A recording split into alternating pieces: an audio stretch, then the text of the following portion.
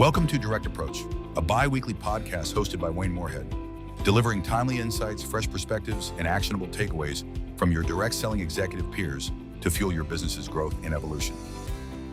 What does it take to turn a $200,000 startup into a $50 million brand, all in just 4 years?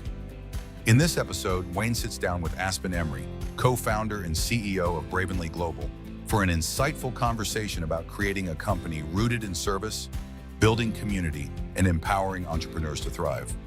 Whether you're launching, scaling, or reinventing your business, this episode is a must-listen for anyone who believes in the power of community to drive extraordinary growth. But before we begin, we'd like to thank this episode's sponsor, Exego. Tired of struggling with outdated systems and inflated technical debt? Are you losing time and money on staff or software inefficiencies? Exego can help. Our all-in-one platform as a service simplifies everything from commissions to reporting to e-commerce. With Exego, you can finally focus on growing your business, not managing it. Don't let technical headaches hold you back. Visit exego.com and discover how Exego can transform your MLM company. Now let's welcome your host, Wayne Moorehead, and his guest, Aspen Emry. Hello and welcome to another episode of DSN's Direct Approach podcast. I am your host, Wayne Moorehead, and today's guest had the incredible courage and determination to launch her company 2 months into a global pandemic and has seen incredible growth ever since. I'm excited to welcome Aspen Emry, founder and CEO of Bravenly Global. Aspen, thank you so much for being here today. Thank you for having me. I'm really excited. Well, we've been looking forward to this, and I think we've even tried a couple times, but glad that we finally got together, and it was really great seeing you and your family at DSU. That was kind of special to get to meet some of the people there that are helping make things happen there at Bravenly, and I know that you and I were chatting a little bit about just what an incredible event DSU was, the incredible takeaways, and I know we're already working here to implement some of those. What were some of your thoughts about the event? We loved it. I mean, not only did we chatter the whole way home, flying back to Florida, but we already had a meeting about it this Monday morning, just kind of figuring out what we're going to implement and what's going to be part of our strategy and what things we can use to go to the next level in our business and for our company and support our field and some key initiatives here. Yeah, really incredible insights. And it's such a interesting time for all of us. We're all trying new things. And that's part of what I'm really excited to dig into today. You've taken a really unique approach in several areas and developed things that are really relevant to today's distributors and customers. And so I'm excited to learn more. But before we dig in too deep, can you share a little bit about the path that originally led you into the direct selling channel? Absolutely. It's not a path that I would have thought 20 years ago I'd be taking right now, but it's incredible to see how it's all unfolded. You can kind of look back and see how everything just kind of makes sense. I started in the field a little over 19 years ago. I was a former high school Spanish teacher turned stay-at-home mom, and I was in my mid to late 20s, had 3 boys, 3 and under, and I was introduced to this channel through a friend at church. And so I started in the field. I started as a consultant for a company and fell in love with the model, fell in love with the concepts, fell in love with the fact that I could bring the best things that I knew about teaching and training and really transition into this role here in the field and build a successful business. And so over the last 19 years, I've had the field experience, the good, the bad, the ugly, the ups, the downs, the companies transitioning and shifting, as well as the wins, as well as the best parts of this industry. So it really gave us as a family a love for what could be. I had some time on the corporate side of this industry as well to kind of get that other perspective that you need. And here we were in the midst of 2020 and really just felt a calling on our life and a nudge, not just a subtle nudge, but more like a shove to really step out and do something that maybe we wouldn't have thought we were going to do, but that was so obvious at that time. And it was one of those things where We weren't analyzing, is this the best time? Is this exactly when you should be doing this? It was just so clear. My husband and I were on the same page, and we said, hey, we're supposed to step out and we're going to create our own company. We say things like, oh, we wanted to create our dream company. I always have to kind of add to that a little bit. It wasn't, oh, the company that will make all our dreams come true. It was, no, the company that would be all the things we would have joined if we were to join in the field again. What would it need to look like, sound like, feel like, be like if we were to join? What would like the perfect thing look like? And we know there's no such thing as a perfect company, right? But what would have been perfect for us? What would have made us say yes to this again? And that's what we set out to do. And just believing that if it was going to be the perfect fit for us, it may be the perfect fit for someone else who's either never done this before or is maybe looking to be a part of this industry again. Maybe they weren't still in it. And so that's what we set out to do. We didn't wait for the perfect time. We waited for the perfect clarity and brought that experience to the table. My husband had experience in traditional business. We owned companies. And so we just brought anything and everything we had from our past together. We had to detach from any baggage we had, right? Like let go of the things that maybe weren't the best parts of those experiences, but grab a hold of the things that inspired us, that moved us, and that we knew could be a part of creating our dream company. And that's essentially how we started. It's hard to believe it was 4.5 years ago. Yeah, you've done quite a bit in the last 4.5 years there. I love that you referred to it as a shove in that direction, that you felt called, that you felt that it was something that you were definitely inspired to do, because definitely at that time on paper, it was not the best time to start a company. There were lots of headwinds going on, lots of challenges, but I think it is really inspiring that you look to create the company that you would have wanted to join. And that field perspective is so incredible. And I know that that's been a big contributor to the success of Bravenly. It's informed your leadership style. As you considered not just the culture and the structure of the company, but also the products and others, what was the white space that you saw? Where was that opportunity that you said, not only is it the right time, but I've got the right products to bring to market as well? Right. We knew right away that we wanted to be in wellness. We wanted to be in the space of nutrition and health and wellness. And we talk about being a lifestyle brand. I know this may be something we'll visit a little bit more about, but we didn't necessarily say we're going to have this one hero product and that's it. Everything's on this. And it doesn't mean that we think that's a bad strategy. It's obviously an incredible strategy for companies that have that. But for us, it was more about, what do people feel like right now? What are some of the pain points in someone's health? And how many of us, myself included, are sitting around saying, you know what? I guess this is just what it feels like to be whatever age, right? It's what it feels like to be in your 30s, or this is what happens after 40.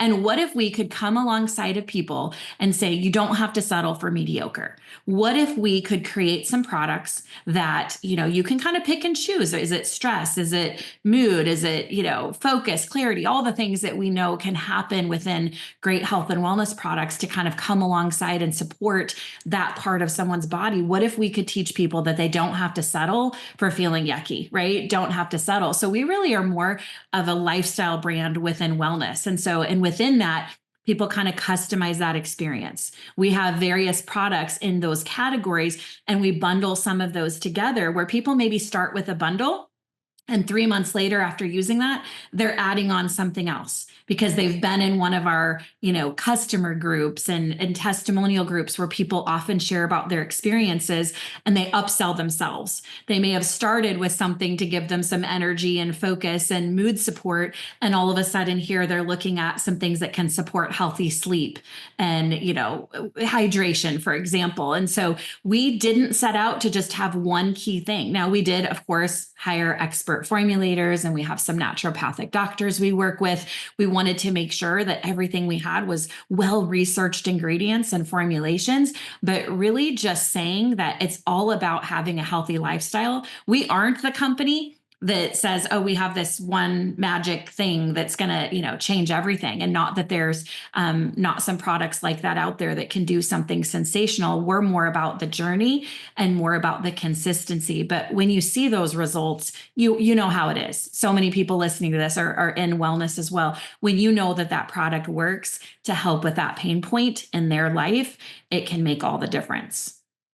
Yeah, you've definitely taken more of a portfolio approach, which I think is really interesting. Again, I've been at companies where you kind of hang your hat on that one hero product or system, but I think you've done an incredible job of helping your different customer segments navigate that portfolio and add to it. And one other element to that is these limited time offers. Can you touch a little bit on how you introduce some of these other products into an existing portfolio? Absolutely. It's an evolving process and it's pretty remarkable. So we have a lot of our products are tasteable, craveable, things that have a great flavor, whether it be an energy powder, you name it. And so people get really excited. You know how flavor is subjective, right? You may like something grape, I may like something pineapple, but that is one example of something that we would do as a limited time offer, is maybe bring out a new flavor of something that's seasonal. We have a couple products that only come out certain times of the year. We have something that comes out only in the fall for a few months. And it really is a way to build up some energy and excitement around that particular product. I think we've also found, I have a few different things I could say on this. One is you have a lot of people who in a business really are only ever going to reach out to someone when there's something new to talk about, whether it's a new product or a discount or a freebie. We know that our top level leaders, our go-getters, our,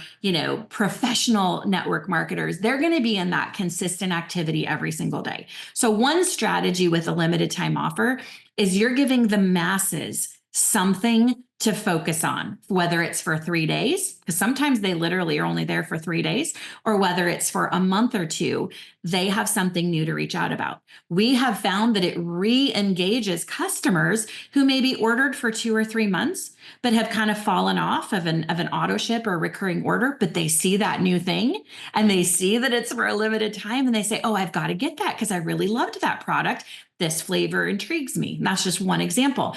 Another thing about it that we have found is we're very cautious, and this kind of bleeds into a little bit the conversation around promotions and specials and discounts and things like that, which, by the way, at the DSU and got to hear different strategies about how to utilize that. But that is also something that we're mindful of.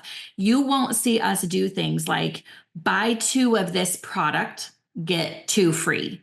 Because then we, in essence, have given our customers 4 months worth of a product that they now don't need. So this limited time offer has been a way for us to bring out special things seasonally, holidays, or throughout the year that then give those customers something to grab a hold of, something to talk about, but it's not taking away from the things that they're on a monthly recurring order for.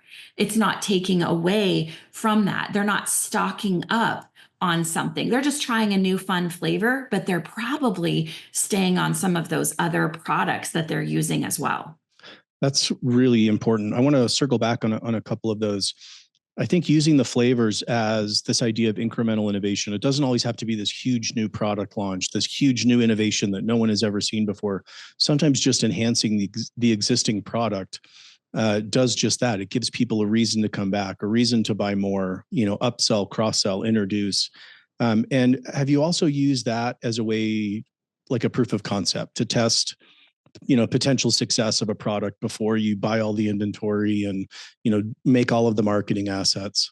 Yeah, that's exactly what I was going to say. We have various things where maybe you're going to come out with a, sugar-free version of something, or you're going to absolutely want to test and say, like, how would this go over? Is this something that's going to be for the masses? Is this something that you're really going to grab a hold of? We have a product that I told you comes out in the fall, and it's an immune support product. Of course, just delicious tasting, and it's something people love.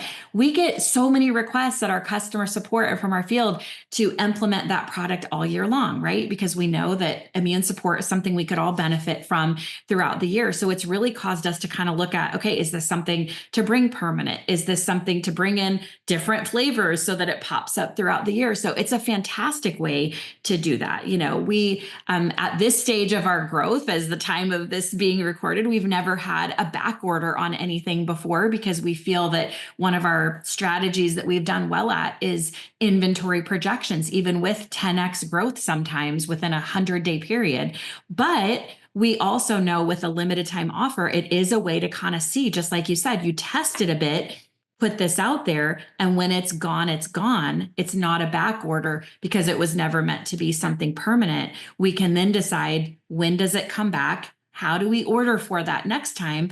And is it something that's going to maybe shift into something permanent? So it's gone over really, really well with our field. And I will be honest and say, it wasn't something when we were creating this concept of, our dream company, it didn't make the board that first time. It wasn't on the chicken scratches on the notebook yet. It was something that kind of almost happened in real time as we started seeing some of that growth and saw, an opportunity to do something like that. And it started with, let's test this out and see. It has taken off like crazy in our company. We don't overdo it. I think it can get a little bit, it can be overdone to where your customers then feel like, oh goodness, is there anything, I don't want to fall in love with something and never be able to get it again. So we're careful that, it's literally just a few times a year that something will pop up. But right now it's continued to create a lot of excitement around our products. The other thing is, I'm just going to say this, is that sometimes people's first experience with Bravenly is an LTO. They grab a hold of a sour apple product that we have, but then they get in the customer group. They hang out for a while. They might have bought it because there was so much excitement about it on social media. They're like, I don't even know what it is, but I want to try it. But they have a good experience with it. They maybe get in a customer group and they start looking around and like, so what is this brand? What else they got around here?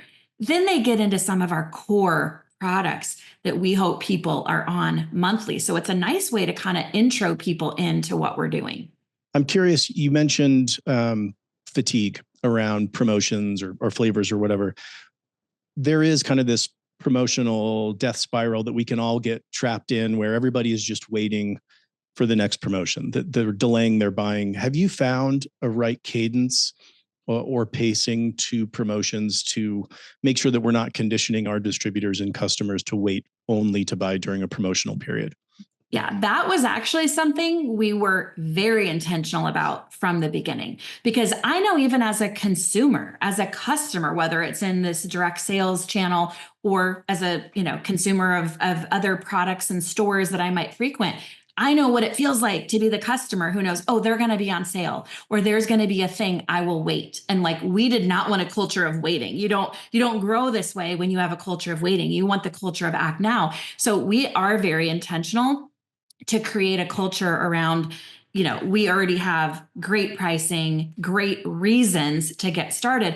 But the other thing is we also make sure that the things that we're doing in our company aren't all centered around a product discount. We give people in our field ways to be running for other things every single month. And honestly, it was someone at DSU that shared something a couple of years ago about ways that they keep their field engaged. So each month we have something specific that our field is working towards. So for the brand partners, they always have something exciting. It just may not be a promotion, or it may not be a discount.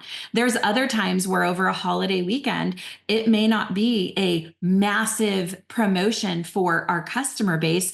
It may be something more subtle that's, a gear or swag that goes on a discount for a little bit to get more of that out there. So our field has just become accustomed to the concept of every few months, there may be something geared towards a customer, or when there's a limited time offering, but every month there's always going to be something for the brand partners to lean into, talk about, or be excited about. And that's not an exact formula. There may be something several months in a row, but we make sure to differentiate them enough that it's never anything that you're going to be waiting for. They don't know very long before like a limited time thing comes out. We've got one coming out in April. I'm assuming this will be published after that, or I just publicly let the cat out of the bag right here.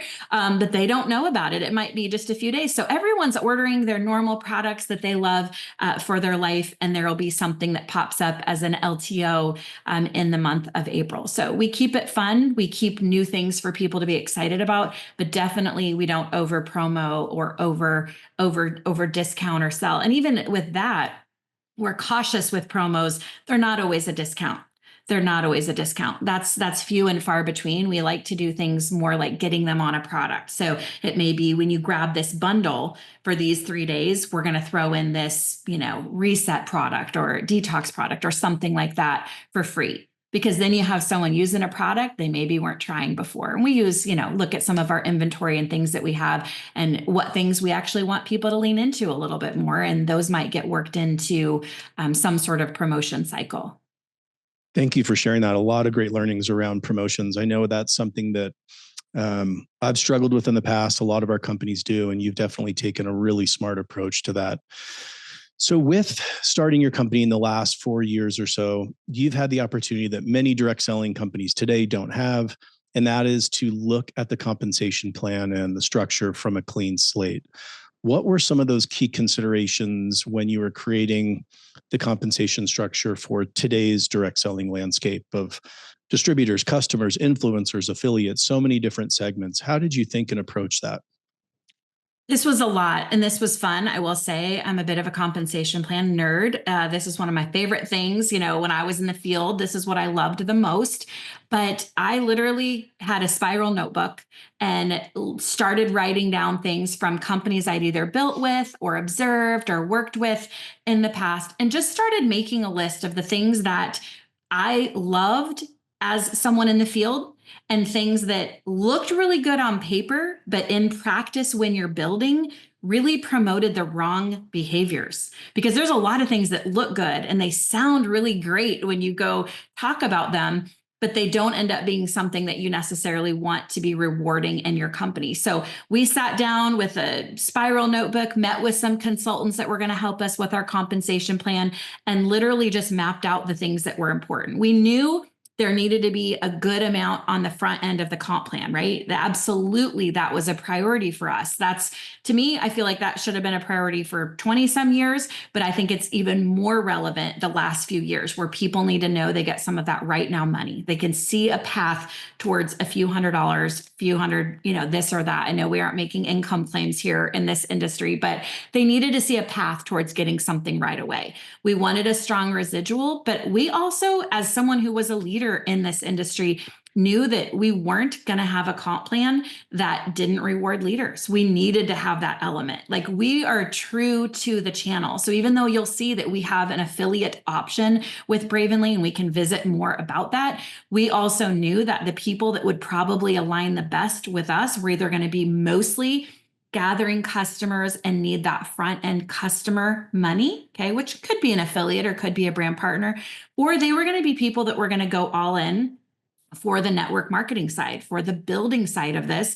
And we wanted to reward leaders. We want to develop leaders. Okay. But we also wanted to make sure we had enough depth in our compensation plan that would reward those leaders. It did mean that early on, we had to make decisions as the founders of the company, my husband and I, and our corporate team and our sons that work here full time with us, that we were going to have to structure our company and our operations in such a way that would allow us to do both, right? That would allow us to have strong front end, a good residual, and of course, that leadership level of income. But again, we launched in 2020. People will say, how did you manage all the things of 2020? Well, when you launch in the storm, all you know is how to adjust the sales. And when we launched with a comp plan that has these different pieces in it, the affiliate piece, the brand partner piece, a strong customer focus with leadership focus, when all you've ever known is that, you run your company so that that works, that the field money stays there. And I understand that's not everyone's story. And there are companies that have had to pivot and make some changes based on where they're at in their life cycle. But that's what we were able to do from the beginning. So it hasn't had to be a pivot away from something. We just started there. I love that there is such a thing as a balanced compensation plan, that it's not just an urban myth, that someone has been able to, figure out the structure to where there is that money immediately to get people engaged, to get them paying, those initial bills, but that also you can bring in leaders, that it's an and not or situation. So thank you for sharing that. And you did mention something really important around, in order to do that, in order to have the compensation plan that is really balanced, you had to run the company really efficiently from a financial standpoint. And growth is incredible, but growth can also, smother the spark and end up collapsing a company if it's not managed properly. Can you talk about, on the financial side, you've done such an amazing job of managing that so strategically. Can you share a little bit of how you approach that? Well, first of all, the way we manage Bravenly finances is the way we manage personal. It's being good stewards. It's not letting yourself get ahead of yourself when it comes to your finances, not spending what you shouldn't be spending, being very responsible. And I know that's very generic, but a lot of how we've managed the finances is this company has funded itself since the very beginning. We started with literally money out of our savings account, mine and my husband's. But from there, we've not injected any other money into the business. We just, every single month, what comes in, and I know this, I'm not a CFO, but I do act as one around here. Luckily, we have great accounting teams around us as well. But literally, it was what comes in. You've got your commissions, you set that aside, but we're also saving for all the things we're not even doing yet. We know that there's going to be a day when we need to invest more heavily in tech or potentially real estate, property, saving for those things that are coming, international expansion, which we have some things in motion we're working on right now. But every single month out of that current month sales, we're already saving for things that we may not be doing for 5 years. And we are planning in accordance with that. Another way that we save and manage that is we are very intentional with when we hire someone. And maybe everyone is, I have no idea, but I know for us, we expect maximum productivity, right? We want people to have fun. We're not talking, not enjoying their work, but we want to choose the right people for the right role and make sure that they're in the exact right spot. And if they're not, we shift around and make the adjustments as necessary, which allows us to run with a relatively lean number of people, but still creating when it comes to resources and supporting the field and all the initiatives. So part of it is not spending what we don't need to, realizing, and I will say, a lot of this comes from being around other company owners, executives, people who've done this before, going to DSU, learning from the trials that maybe other companies or company owners have gone through. It's not comparing and being scared. I don't believe in living in fear, but I want to be a wise leader. I want to be someone who doesn't walk around here thinking, oh, we've got it all together. No, I want to be smart and learn from some of the challenges. So some of the best parts for us of even being at some of these industry events and being, of course, at DSU is what can we learn in some of the side conversations and the stage presentations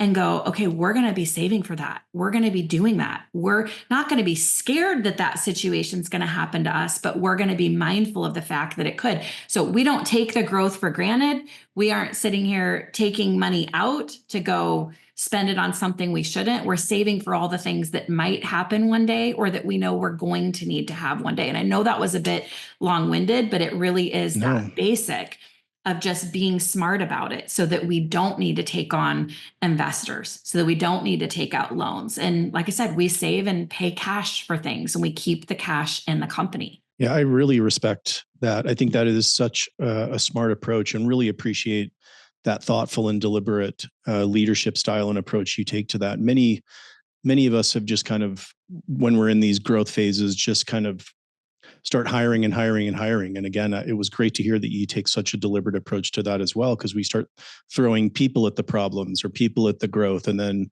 think, hey, we'll just figure it out later. But I do think having that great strategy and approach up front really returns dividends. So we've talked and touched on the growth that the company has experienced. Can you share a little bit Can you give us just kind of a sense? And if you're not comfortable giving specific numbers, that's great, but just a sense for the incredible growth that's happened over the last 4 years. Absolutely. Yeah, no, I don't mind giving specific numbers at all. We launched in December of 2020, December 8th, and did a little under $200,000 our first 3 weeks in business. And right there, we are profitable already. And then in 2021, we did just over 1.5 million in sales. And when I say that, just know in all transparency, I mean cash receipts, like in our reporting, not oh, if people sold at retail, this is no. It's just basic. This is what came in. That is the number. That's what came into our system. So I share that in all transparency. So a little over 1.5 million in 2021. In 2022, we did 8 million, just over it a little bit. And then in 2023, just a little bit over 19 million. And then in 2024, we blew past 50 million. That was our goal that we put out towards the end of the year. As we saw that growth happening, we said, oh, we're gonna be able to hit that. So we set a goal late in the year that we wanted to hit 50, and we blew past that. So we're on a great trajectory right now, just watching that growth continue in 2025. I love that this story has this incredible growth aspect to it. I think all of us in direct selling have been looking to you and your company as one of those examples of the opportunity that is still there within the channel. And so thank you for doing this. Thank you for your story. It has been so inspiring, and all of us are continuing to watch your success and are excited to see it continue. Each of those years and numbers that you rattled off, even from the first few weeks to the first year to the second year, any one of those is incredible from a growth standpoint. Was there a specific moment or milestone when you realized, oh man, we really have something special here? It's felt special from the very beginning. And I honestly can't pinpoint one specific day. I think lots of days have been a pinch me kind of day, like, oh my goodness, this is happening. Lots of days have been, let's just continue to stay humble and grateful and work. Humble, grateful, work. Let's just keep serving. If I had to pinpoint a time when I felt like, oh my, this is something's happening here. Definitely not a we've arrived kind of moment. I don't know that will ever happen, honestly, Wayne, where I'll feel like, oh, all of a sudden we've hit $1 billion.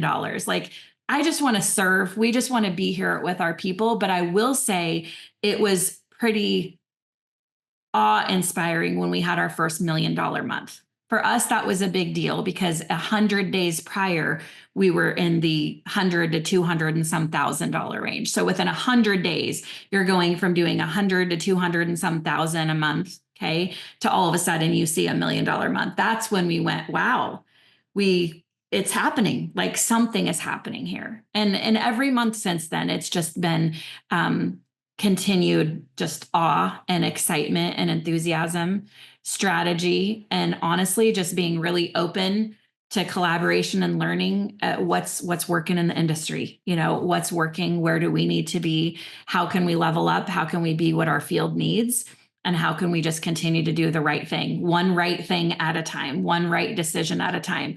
We're forward thinking, but we also don't let that get us into a mode of feeling paralyzed with that. So much of what we need to do is right here, right now. So it's plan for the future, save for the future, be strategic about the future, but also make sure we're here right now, aware and active in what's happening in our company, in this industry, and how can we just keep that foot on the gas, right? Just keep that growth going forward. That is such great advice. I love that you are so future focused. You're dealing with everything that comes with a high growth startup on a day-to-day basis, but also having that long-term perspective, especially with the finance, I think is so important. One of the aspects of Bravenly that is so impressive to me is that 80% of the revenue comes from product consumers, which speaks to several things: the quality and the effectiveness of the product, the compensation plan. Is that something that surprised you, or is that something from the beginning that you set out to say, look, this is kind of the ratio that we're going for? How did you approach that? It was definitely something that we wanted from the very beginning. We wanted a strong, healthy, robust customer base. Even though we came from the field, understand the power of duplication, enrolling brand partners, we understand the leverage, and that is definitely something we teach people how to have those conversations.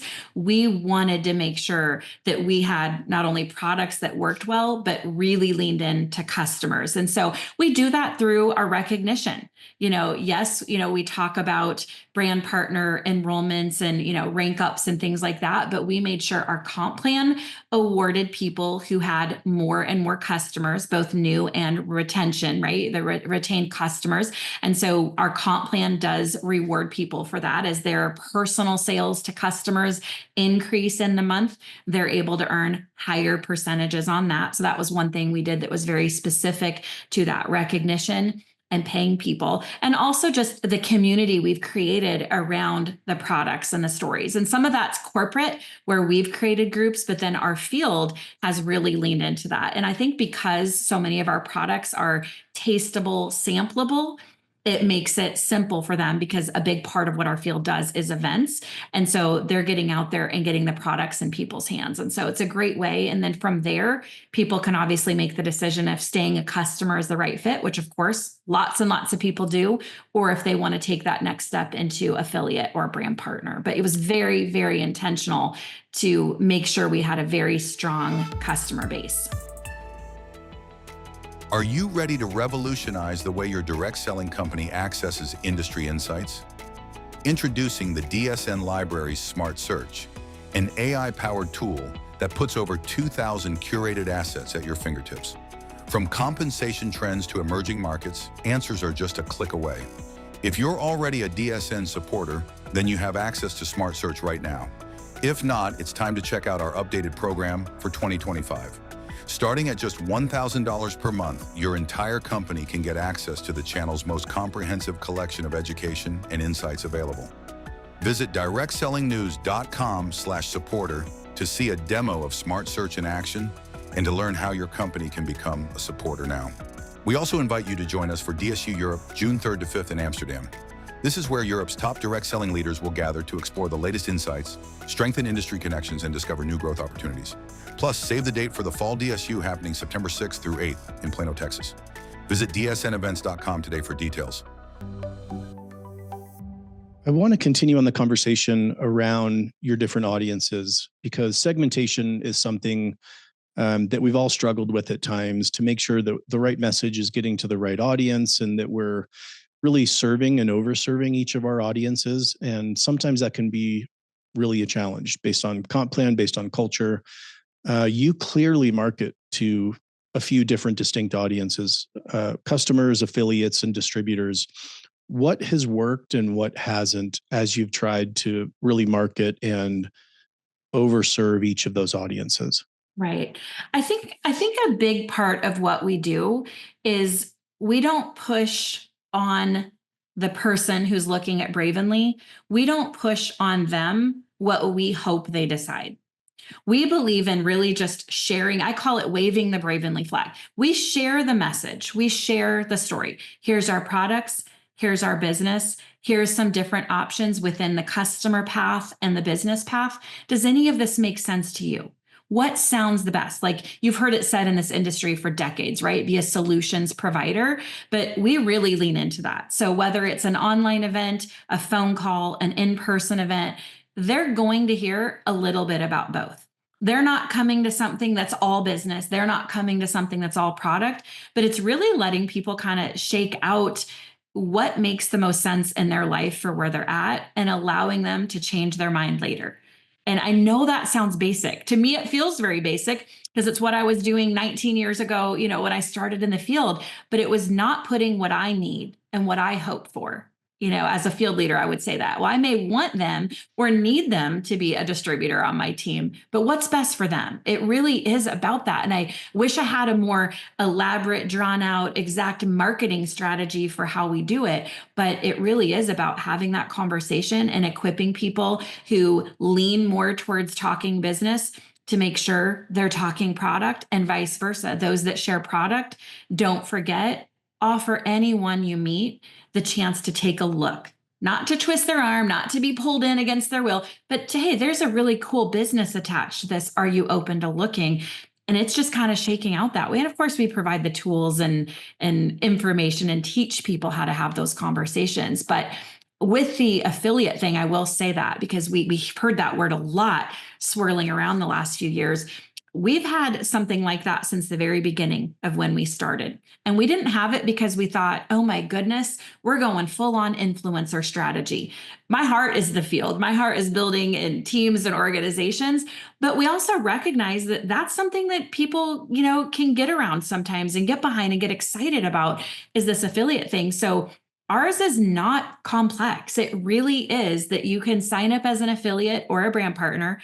Affiliates just earn in the first parts of the comp plan.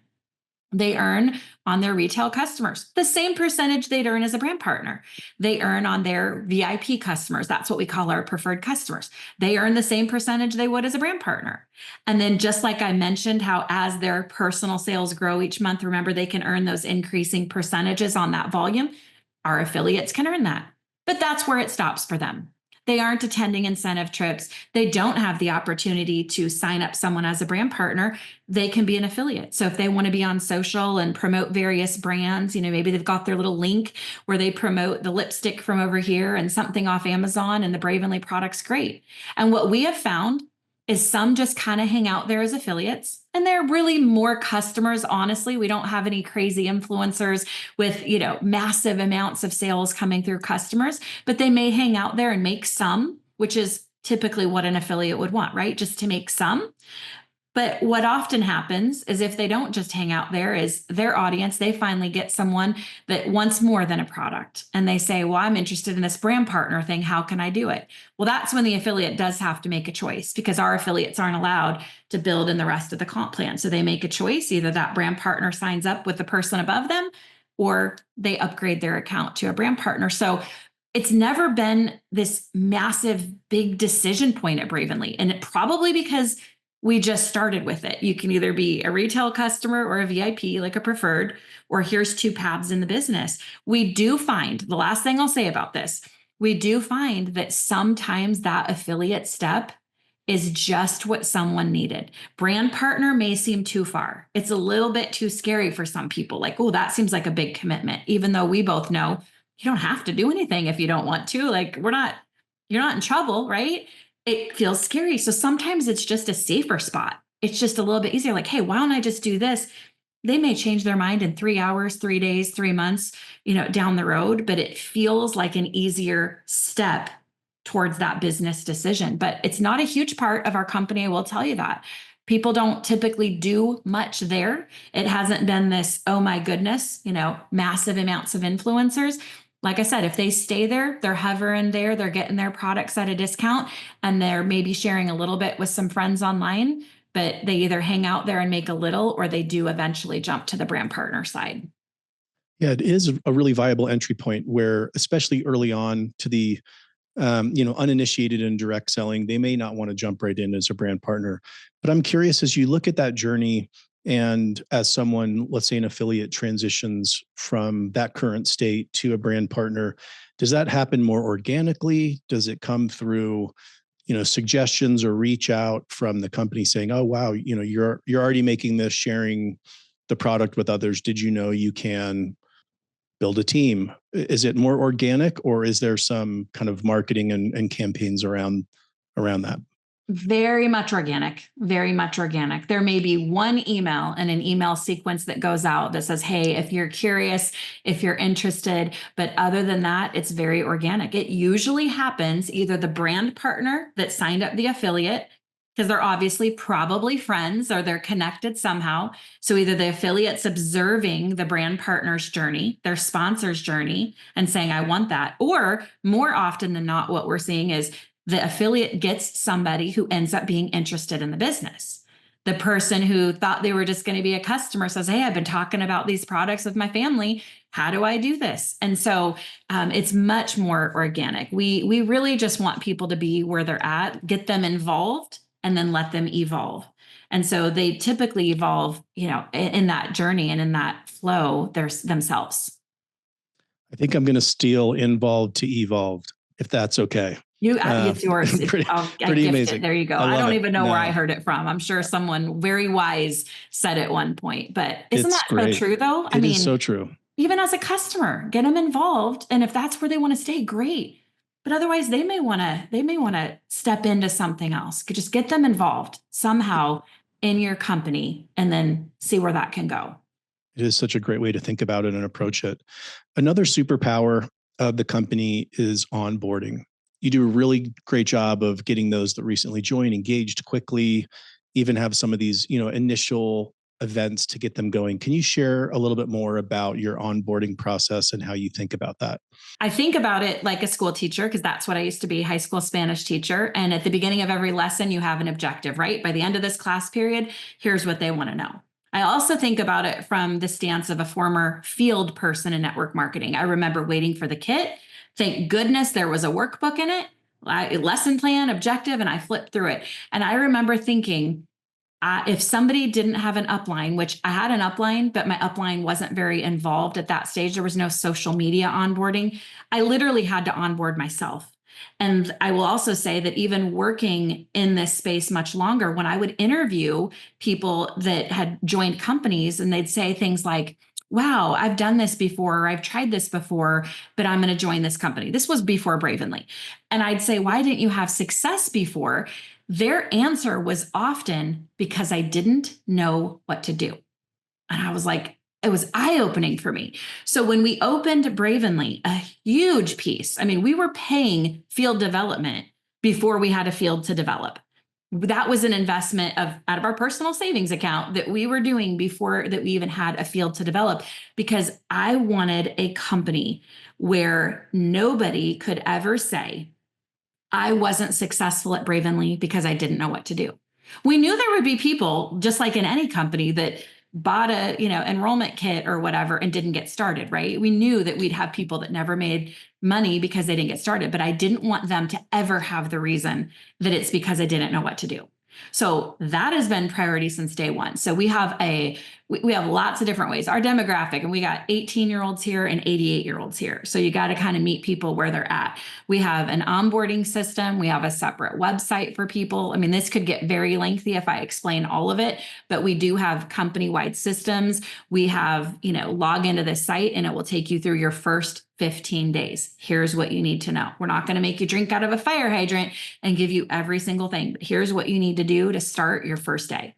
We want people to get their first customer or brand partner or affiliate within their first 72 hours, max. Really, ideally, I'd like it before they go to sleep the first night, but the first 72 hours, they need that win right away. And so we've created a pathway to teach them how to have that conversation, whether it's in person, on the phone, through social media. That is a big, big part of what we do. And again, we want to have the corporate systems in place. Of course, the field has their team pages and their team chats and those other things that they do that typically align in parallel with ours. We're very collaborative with our leaders so that anything we implement, we already have their buy-in. It's something they've probably asked us for, and we've just expanded on it and made it our own. But that's something that's super, super important to us, is making sure that people know, whether you have an upline or an involved sponsor or not, you have a place to go where you'll get all the training you need every single week, have the materials that you need to be successful in your business. That was going to be my next question. Is the corporate training going beyond onboarding to building and field development? Mm-hmm. So you do have some that elect to follow kind of the corporate path, I'll say, versus, more of a leader's duplication system, but both live together well there at Bravenly. They do. Every month, the beginning of the month, the first of the month, we have a game plan call, and we have some worksheets and things. If people want to print them out, they don't have to, and they follow along on the monthly game plan, and we help set that focus right away. Last month's over. It's this month. Here's what we're going to do. So they plug into that call. Every Monday, we have a mentorship Monday, where it's either someone from corporate, our VP of field development, or it could be a top field leader like it was last week. They're sharing. Our leaders are very much, we're going to cross cross-train and help and support. Even if they kind of have their own systems, there is the overarching Bravenly way. And so they speak the language of our business and our company. So that's every Monday. We do pop-up trainings. We have newbie trainings. We also have separate groups. This is going to sound overwhelming probably to someone who's listening. Once you're in Bravenly, our brand partners get very used to it and they kind of know. We have a group on Facebook that's a group for people that are, working towards just that initial core rank, a lower rank in our company, but they get some coaching in there, again, from corporate. But a lot of times our leaders will go in there and put something actionable, something inspiring in there. So they're getting that coaching and leadership from upline leaders that may not even be their leaders. So we've got lots of different ways that we figure out who's ready to move forward and nurture them at the pace they want to go. We'll say things, and you've probably heard something similar to this before, but we'll say, we'll walk with you if you want to walk. We'll jog with you if you want to jog, or we'll sprint with you if you want to sprint. And so we make sure that within all of our training that there is a path for those that just want to walk. They just want to kind of know those simple daily things they can do.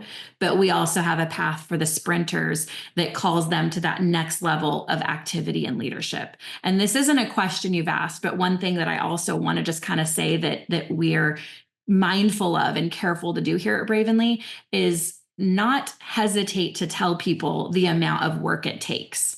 I think there were seasons in our industry over the last several years where you would see pockets of people making it feel like you could literally just breathe and all of a sudden you'd have $1 million business, or you could, sit by the pool. Doesn't mean you can't work by the pool. We all know you can do that, but we haven't wanted to make it seem like there's not effort and work involved. So we lay that out pretty clearly that this is what walking looks like. This is what jogging looks like. And if you want to sprint, here's the level of activity. And thankfully, we have leaders who model this every single day. And so people can kind of see what it takes. And I just think that's an important thing to remember is I know when I started years and years ago, you definitely knew it was work. There weren't people, at least not in my experience personally, maybe somewhere else. It was very clear that I was going to need to work if this was going to be something that generated income. And I think that might be a little bit of a challenge with just the next generations of people coming up, but it's something we're never going to sugarcoat, that even if you're just doing 2 or 3 hours a week, be real intentional and be given 100% in those 2 or 3 hours that you're going to do. And what does that mean? That is so important. And it gets to something, you and I were both in a meeting at the beginning of DSU that we talked a little bit about around setting and meeting expectations. And when we do that appropriately, which you've done there, we really have the opportunity, whether people stay with us for a lifetime or for a season, to really leave them happy and better than we found them and create these incredible advocates when we do say, look, this is work. This is how much is required around being an affiliate. This is the amount of work that's on average required around building a successful business or being a top leader. So I think that, again, speaks really to your leadership style and the culture around transparency that you've created there. So in the few minutes we have left, I'd love to touch on a couple things. Your brand partners share in so many interesting ways. It's not just social, it's not just, face-to-face. Can you tell us a little bit about what you've seen working in the field with sharing the opportunity and the products? Absolutely. We do lots of events, and some of those do, happen online. We have lots of people, like you said, that share online, and there's various strategies and ways to still engage an audience there that doesn't look salesy, spammy, pushy, that generates the appropriate amount of curiosity and excitement, right? There's lots of ways to do that. But we haven't shied away from talking about being in person. And I think in certain circles, there are people that still believe nobody wants to actually get together in person. And we haven't found that to be true. It doesn't mean I don't think there might not be someone out there in our company that says, I'm not going to get together with people in person. But what we've seen is quite the contrary. People are craving connection and community. It might look different for some people. It may be getting together with some young moms on a Wednesday. We have a leader doing that with some young moms, and they're bringing samples and going walking together. It may be a sip and sample event or a sip and social. We keep things very informal. where people can come and have conversations and learn about the product, but we don't hesitate to get people back together. And I know that's a little bit probably surprising considering our first full year was 2021. Even then, we've modeled that from the very beginning. We, as a family, the Emry family, we were traveling already that first year. And obviously people could choose whether they were going to show up to where we were going. But we went from Nebraska to Alaska that year. We went to Michigan to Ohio. Like, we were anywhere that people would get together. And I think part of it is we modeled what we expected. We weren't sitting back in the safety of our own home saying, get to work, get out there. No, we were getting out there. I'm not just going to tell you what to do. We're going to show you. And that worked for us and continues to. That's what it looks like. But we've really been able to model that. And we're seeing that duplication in organizations. And we are seeing that the 20 somethings and the 30 somethings, that they're willing to get out there. It may mean they're sitting on the floor in their living room, crisscross applesauce, just sitting on the floor with some samples and a picture that they've printed off from our website with materials, or a little booklet we have that says introducing Bravenly, and they're literally just sharing. So we've really taken down the stress of the in-person event, but we also don't assume that everybody knows how to have those in-person conversations. So we make sure as part of our training program that we're equipping even just that brand new person who doesn't have a history in this industry of doing events a decade ago, that can, how do you invite people? How do you get people to come over? And so we equip them with that. But we're seeing it take off. And the more we share those stories and show the pictures, other people are nodding, going, hey, I'd rather talk to 10 people in a room than have to post for 2 months to maybe get 10 people interested. And I don't know, you got to sometimes just show the value and show it's working and be able to get people that will kind of lead the charge with that. And like I said, we've never wanted to alienate people who didn't want to build in person. And we certainly don't do the same thing with our social media stars, the Reels training, all the different things on social media. We've embraced all of it in our events and training that we do, even at our corporate events. We make sure that if you show up at our company, we want to equip them with a strategy that's going to make sense for them. And like I said, a lot of times it does incorporate a little bit of both. So the company and the growth has definitely been a family endeavor. What has it meant to you to have your family involved in the business? And what advice would you give to other founders who either are or considering having family involved? For us, it's been one of the greatest joys of our life. I mean, my husband and I have been married almost 25 years. It will be by the end of this year. For us to get to work together side by side doing this has meant everything. I'm so grateful that we're very different. Okay. If you get to know both of us, you'll see, wow, they're wildly different as far as personality and strengths. But I think that's one of the things that makes it work the best. We started Bravenly not knowing our sons would all end up wanting to be here, because we didn't intend to create something and have our sons in any way, shape, or form feel like they had to be here, right? Our oldest was a firefighter, paramedic, finishing up paramedic school when we started Bravenly. But it has been the natural progression for them of their own accord to feel called to be a part of this. And it's truly been remarkable. I mean, I can't say enough about what it's like to do that. I will say one of the things, if I were to give advice, and even when we own traditional businesses, this is how we were when our sons were younger working for us in traditional business, is there's no free ride around here. We expect them to, work and outwork anyone else, quite frankly, and I think that's a big thing. And that's more just on a personal level. We want to make sure that our corporate team and our field knows that they are here and adding value, and the expectation of excellence, the way that they level up, lead themselves, and their work ethic needs to be more than you would probably expect even of anybody else.